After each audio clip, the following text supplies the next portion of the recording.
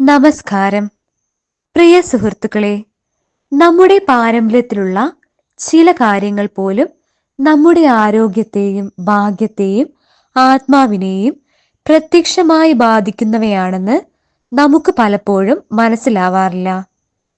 ഇവിടെ കാണുന്നത് പോലെ സമയം നോക്കി കുളിക്കുന്നത് ഒരു പണ്ടത്തെയും ആധുനികമായും ആരോഗ്യവും ഐശ്വര്യവും വരവേൽക്കാൻ സഹായിക്കുന്ന ശ്രദ്ധേയമായ ശീലമാണ്. പത്മപുരാണത്തിൽ പറഞ്ഞിട്ടുള്ള 5 പ്രധാന കുളി സമയങ്ങൾ ഇപ്പോൾ നമുക്ക് ദൈവികതയും ശാസ്ത്രപരമായ ഗുണങ്ങളുമായൊത്ത് മനസ്സിലാക്കാം. ഒന്നാമതായി ഋഷി സ്നാനം. രാവിലെ 4 മുതൽ 5 വരെ. ഈ സമയം കുളിക്കുന്നത് രുചിയേറിയ ആഹാരത്തിന്റെ ഗുണം പോലെ മനസ്സിനെ ശുദ്ധിയാക്കുകയും ബുദ്ധിയെ തെളിയിക്കുകയും ചെയ്യുന്നു. പുലർച്ചെ 4 മണിക്ക് ഉണർന്ന് കുളിക്കുക ശരീരത്തെ മാത്രം ശുദ്ധിയാക്കുന്നില്ല, ആത്മാവിനെയും ഉണർത്തുന്നു. യോജനമാണ്. ഈ സമയം കുളിച്ചാൽ ദൈവിക ശാന്തിയും പൊതുമനസ് ശുദ്ധിയുമാണ് വരുന്നത്. ഋഷിമാർ ഇവ രീതിയിലാണ് ഉണരുന്നത്, അതുകൊണ്ട് ഇതിന് ഈ പേര്. രണ്ടാമതായി ദേവസ്നാനം. രാവിലെ 5 മുതൽ 6 വരെ. ഈ സമയത്ത് കുളിക്കുന്നത് ഗംഗാ നദിയിൽ കുളിക്കുന്നതിന്റെ അനുഭവം നൽകുമെന്ന് പത്മപുരാണത്തിൽ പറയുന്നു. ഭഗവാൻ വിഷ്ണുവിന്റെ അനുഗ്രഹം, ആയുർദീർഘം, ഐശ്വര്യം ഈ സമയത്തെ കുളിക്ക് ലഭ്യമാണ്. നിങ്ങൾ ഒരു ആത്മീയ യാത്ര ആരംഭിക്കണം എന്നാഗ്രഹിക്കുമ്പോൾ ഈ സമയത്ത് കുളിക്കുന്നത് അതിന് ഉത്തമമായ തുടക്കമാണ്. മൂന്നാമതായി മനുഷ്യ സ്നാനം. രാവിലെ 6 മുതൽ 8 വരെ.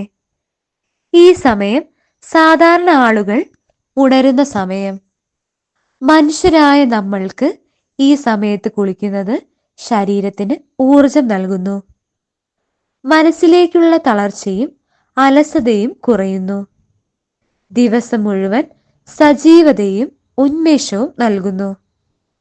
ഇത് വളരെ സുഗമമായ സമയമാണ്, പക്ഷെ ആത്മീയമായി അത്ര ഗുണകരമല്ല.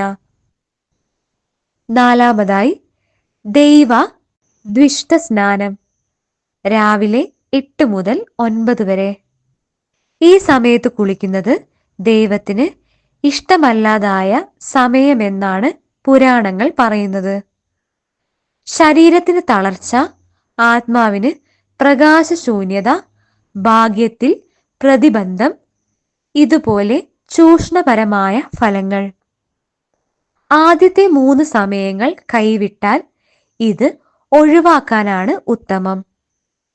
അഞ്ചാമതായി രാശസ്നാനം. രാവിലെ 9 കഴിഞ്ഞ് പിന്നത്തെ സമയം. ഈ സമയം കുളിക്കുന്നത് ഭയങ്കരമായ ദോഷഫലങ്ങൾ ഉളവാക്കും. ആരോഗ്യത്തിലും സാമ്പത്തികമായും ആത്മീയമായും നഷ്ടങ്ങൾ ക്ഷണിക്കുന്നു. ആയുർവേദം പോലും ഇത് ശാരീരികമായും മാനസികമായും ഹാനികരമാണെന്ന് പറയുന്നു. ഈ സമയത്ത് കുളിക്കുന്നവർക്ക് തുടർന്ന് ദിനം മുഴുവൻ തളർച്ചയും ചിന്താഭാരവുമാകും. നമ്മുടെ പാരമ്പര്യങ്ങളിൽ ഒളിച്ചിരിക്കുന്ന ആരോഗ്യ രഹസ്യങ്ങൾ നമുക്കിനി മനസ്സിലായില്ലേ?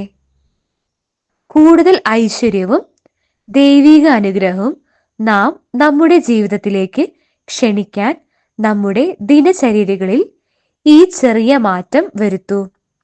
പുലർച്ചെ കുളിക്കുക. ശരീരവും ആത്മാവും ശുദ്ധമാകട്ടെ. ശുദ്ധതയിലും സമയബോധത്തിലും ഭക്തിയുമുള്ള ജീവിതം നമ്മെ ദൈവാനുഗ്രഹം ലഭിക്കുന്നവരാക്കട്ടെ. ഈ വീഡിയോ നിങ്ങൾക്ക് ഉപകാരപ്രദമായി തോന്നിയെങ്കിൽ ദയവായി ഈ ചാനൽ സബ്സ്ക്രൈബ് ചെയ്യാനും ചെയ്യാനും കമന്റ് ചെയ്യാനും മറക്കരുത്. നന്ദി, നമസ്കാരം.